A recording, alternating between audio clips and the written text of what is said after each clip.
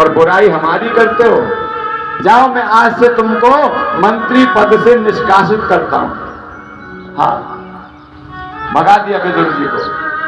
विदुर जी बेचारे एक झोंपड़ी डाल करके रहने लगे। इधर मेरे कृष्ण द्वारका से आए शांति दूत बनके। भगवान कभी नहीं चाहते थे कि महाभारत हो। देखो, लड़ाई झगड़े में कोई फायदा नहीं। आप लड़ते रहो, लेकिन सिवाय नुकसान के कुछ हाथ नहीं लगता।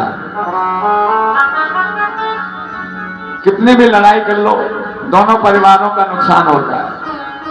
इसलिए लड़ाई में फायदा नहीं। भगवान ने सोचा कि शांति में फायदा है, शांति रहनी चाहिए। बोलो राधे राधे। आज मेरे द्वारकाधीश कृष्ण शांति दूत बन के आए। दुर्योधन ने बड़ा स्वागत किया। भगवान बोले, बेटा दुर्योधन। बोले, हाँ प्रभु। एक बात बताओ, ये जो पांडव हैं तुम्हारे भाई हैं ना? बोले, सगे थोड़े हैं। अरे भाई, चाचा के हैं, ताऊ के हैं तो भाई। बोले, हाँ। जब तुम्हारे भाई हैं तो आदि संपत्ति के अधिकारी हैं कि नहीं? बोले, नहीं। बोले, क्यों? बोले, मेरे पिता राजा हैं, मैं उनका पुत्र हूं, सारा राज्य मेरा है। बोले, मान जाओ भाई, उनको आधा राज्य दे दो। बोले, नहीं दूंगा। अच्छा चलो ऐसा करो, आधा राज्य मत दो, केवल 5 गांव दे दो। एक एक गांव में 5 जने गुजारा कर लेंगे।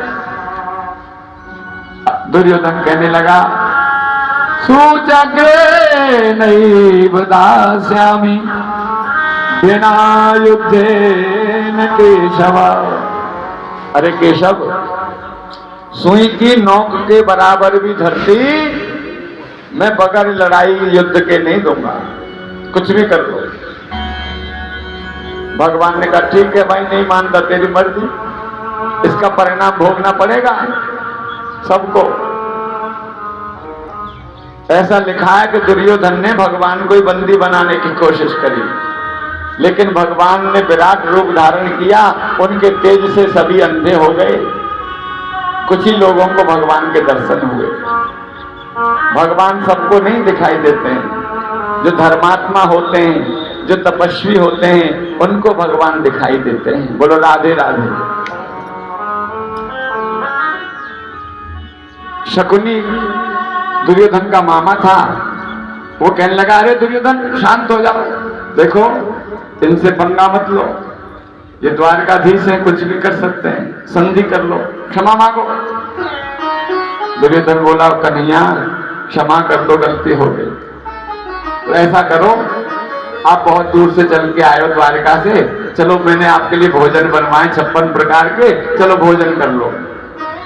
कन्हैया बोले, दुर्योधन भोजन तो 2 ही स्थितियों में किया जाता है, या तो खाने वाले को भूख लगी हो तो कैसा भी डाल दो खा लेगा, या फिर खिलाने वाले का इतना भाव हो तो झिके पेट पे भी 1 आध टुकड़ा खा लेगा। देखो, ना तो मुझे भूख है और ना तुम्हारे में वो भाव है। इसलिए, और वैसे भी जब मैं द्वारका था तो विदुर जी का, काका जी का एक पत्र पहुंचा था। उसमें लिखा था उन्होंने, कन्हैया जब भी हस्तिनापुर आओ तो भोजन हमारे यहाँ करना, तो हम तो वहीं निमंत्रण में जा रहे हैं। दुर्योधन कहने का, कोई बात नहीं। लेकिन राजा परीक्षित उसी सभा में विदुर जी भी आए थे, हाँ, प्रजा के साथ भगवान के दर्शन करने। जब उन्होंने सुना, सोचने लगे, मैंने तो कभी पत्र नहीं भेजा, ये कन्हैया तो झूठ बोल रहे, कहीं ऐसा नहीं हो सच्चे में पहुंच जाए, घर में तो कुछ है ही नहीं। दौड़े दौड़े गए बाजार में, कहीं से पेड़ा खरीद रहे हैं, कहीं से मक्खन, कहीं से मिश्री लेकर के आ रहे हैं। उससे पहले कन्हैया पहुंच गए दरवाजे पर। बोलो राधे राधे। अब विदुरानी नहा रही थी, स्नान कर रही थी, कन्हैया ने दरवाजा बजा दिया, काकी जी मैं आया हूं, वासुदेव कृष्ण दरवाजा खोलो। उन्होंने जैसे सुना कन्हैया आए हैं, दौड़ पड़ी। भूल गई कि मैं नहा रही हूं, गीले वस्त्रों से आई और कुंडी खोल दी। भगवान काकी को देख रहे हैं, विदुरानी भगवान को देख रही है। आओ आओ कन्हैया, बड़ी कृपा करे, आज हम गरीबों के आप पधारे, आओ कहाँ बिठाऊं? एक पटड़ा ले आई, कभी इस कोने में, यहाँ बैठ जाओ, नहीं ये जगह सही नहीं, यहाँ पर बैठो, नहीं नहीं यहाँ नहीं कन्हैया, यहाँ बीच में बैठो। पट्टा उल्टा बिछा दिया, देखा नहीं, उल्टे पट्टे पे भगवान बैठ गए। बैठते बोले काकी हमें तो भूख लग रही है, कुछ खाने को। सोचने लगी हाय कुछ है तो नहीं। बाहर गई, पेड़ खड़े थे केला के, कच्चे पक्के केला तोड़ के ले आई और छीलती हैं, केला फेंक देती हैं, छिलका पकड़ा देती हैं। भगवान छिलका ही खा रहे हैं। इतने में विदुर जी आ गए, देखा, अरे ये तुम क्या कर रही हो? छिलका खिला रही हो, केला फेंक रही हो? बोले हैं, मुझे तो ध्यान नहीं रहा। भगवान बोले काका जी हमें भी नहीं पता, हमें तो लग रहा केला खा रहे। अच्छा कन्हैया छोड़ो, लो मक्खन खाओ, मिश्री खाओ, पेड़ा खाओ। भगवान ने थोड़ा खाया और बोले काका जी जो स्वाद इन छिलकों में था इन पेड़ों में नहीं है। क्यों?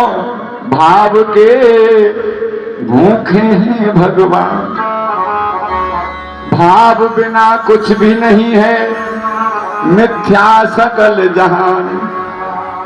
भाव के भूखे हैं भगवान, भाव बिना हर मंदिर में दिखत हैं पाषाण।